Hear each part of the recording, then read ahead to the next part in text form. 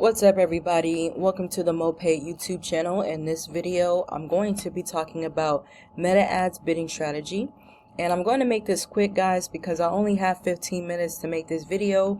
So the whole entire goal is to help you understand meta bidding strategy just at a campaign level. If you're a beginner to meta ads, this would be a perfect video for you. And also, if you want to get the readable or the downloadable version of this, be sure to check out the 3 links that I have down below in the description, 100% for free.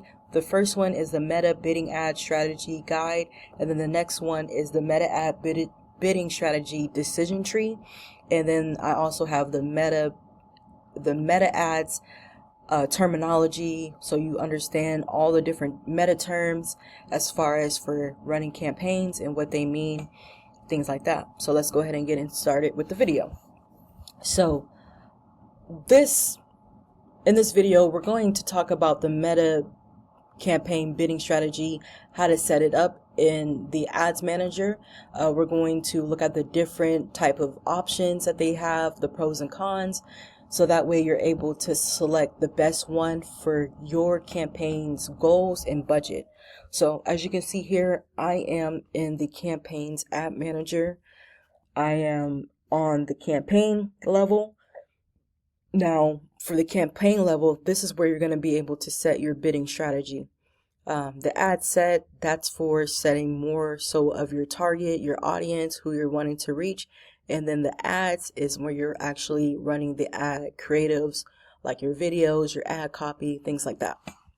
So in order to get access to the bidding strategy, you must first go to the campaign, and then underneath that, you will click one of these campaigns and go to edit.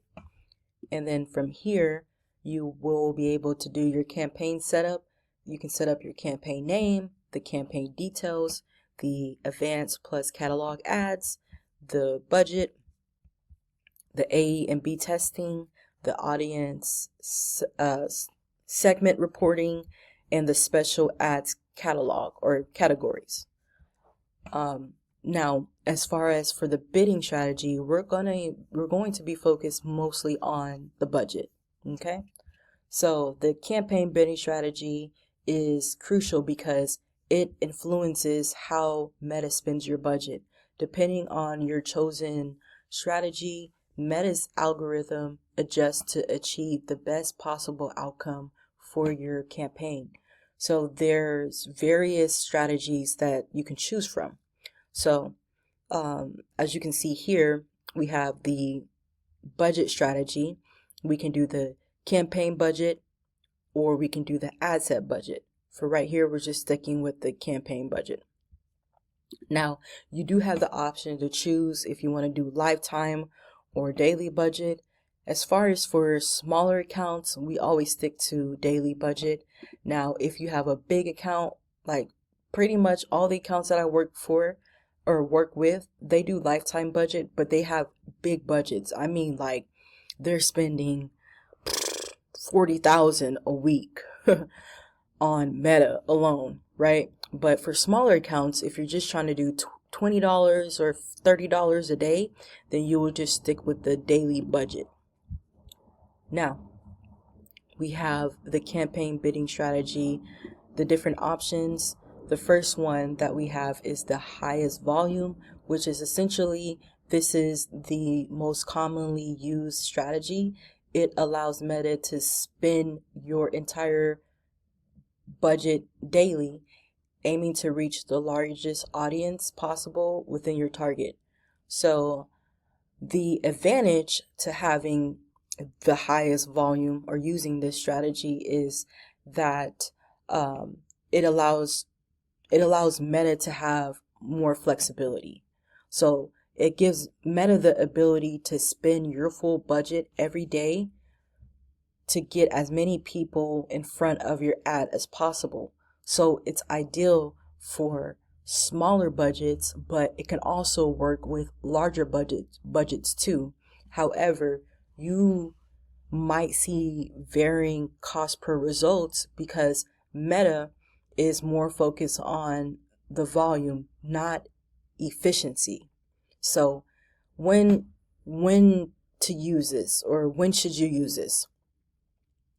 This is best for campaigns with the goal of reaching the most people, especially when you have a smaller budget or a broader audience. So I have clients that use the highest volume, and then I have clients that use the cost per result. So cost per result strategy targets a specific cost per result, such as conversions or purchases. So you set the goal at the ad level, and Meta will optimize to get the most conversions while aiming to keep your cost per result around that target. So this is perfect for larger budgets where you're aiming for a specific result at a predictable cost. So you may be wondering, when should you use this? If you have a larger budget and you need to maintain a specific cost per result, like $30 per sell, this is ideal for ensuring cost efficiency and consistent performance. So the highest volume, Meta gets flexibility to spend your budget however they see needs, but they're going to spend your whole budget. Cost per result, you get a little bit more control on, what the outcome is, as far as how many conversions and how many purchases you would get from running your campaign. Now, the next one that we have is ROAS. Everybody, the big hype with ROAS. Everybody's talking about ROAS, return on ad spend goal. So this strategy, as you may know, if you're a marketer, it's very popular.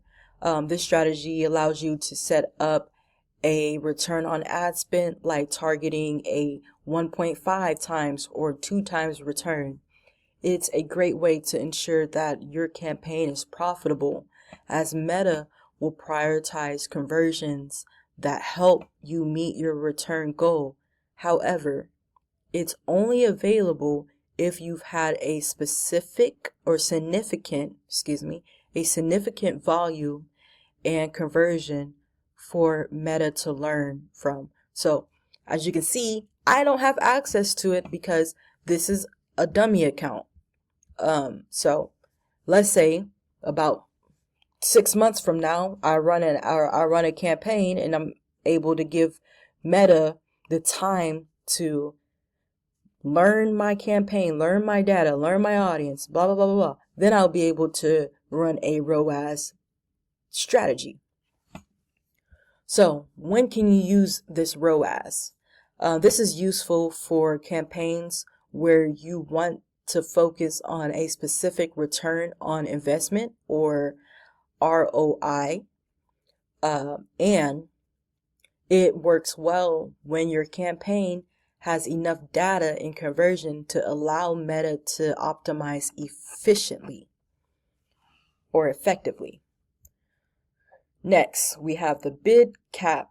Bid cap allows you way more control over how much you're willing to pay per conversion. So you can set up a bid cap at $30. Meta will not spend more than $30 for each purchase event.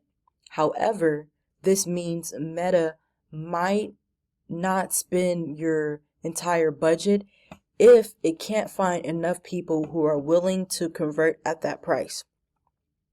So there's a reason why, if you click on this, Meta has this tucked away, because this is where you're able to have more control over how your money gets spent when running your campaign. So when should you use this tucked away nugget, this valuable piece, this valuable strategy? You should use it if you're in a highly competitive space and you need to control costs strictly. So you're able to bid caps are an excellent option. However, be very careful, because if you are trying to be stingy with your money and you set the cap too low, that can prevent your campaign from running at all. So don't try to, I understand you want to be careful with your money, but don't try to be too cheap, because if you're trying to be too cheap, then Meta will be like, that cap is too low, and it won't even run your campaign at all. So how is this different from cost per goal or cost per result goal? While both of the strategies aim to control costs, a big cap puts a strict ceiling on how much you're willing to pay, whereas cost per result goal allows more flexibility in how Meta achieves the result. So now I want to move on to choosing. So now that you know these 4 options, how do you choose the right strategy? Well, let me just remind you what these ones can do, right? So the highest volume is great for pushing your budget to the limit and reaching as many people as possible. It's perfect for broad campaigns with less focus on specific cost goals. Then the cost per result goal, that works best when you have a larger budget, and you want to maintain control over the cost of each conversion. Then we have ROAS goal. Is ideal for scaling profitable campaigns and ensuring a specific return on investment. Last but not least, we got the tucked away bid cap, which is, it gives you complete control. So it's perfect if you need to tightly control your costs, but it can limit your budget's flexibility. All right. So in conclusion, guys, there is no one size fits all approach to the campaign bidding strategy. You choose, your choice really depends on your campaign goal, your target, your audience, your budget. While the highest volume is the most commonly used strategy, cost per result and bid caps are typically favored by experienced social media managers for its efficiency in scaling. ROAS goal it's powerful for profitability and long-term optimization. So in the next video, I'm going to demonstrate how to set up a campaign with these strategies. So stay tuned. Also, again, if you made it this far through the video, I would love to know your thoughts, your opinions. And again, I do have those 3 downloadables. I have the Meta Ads Bidding Strategy Guidebook that goes over this just in Word form. And then I also have the Meta Ads Bidding Strategy Decision Tree, which goes over like questions you would ask yourself while you're making or you're brainstorming your campaign, as far as your goals, your budget. So, and then the other one that I have is the Meta Ads Terminology, and that's good for learning about all these different words as far as the campaign, the ad set, the ads, the different metrics, the different breakdowns, all that stuff. So yeah, if you like this video, leave it a thumbs up.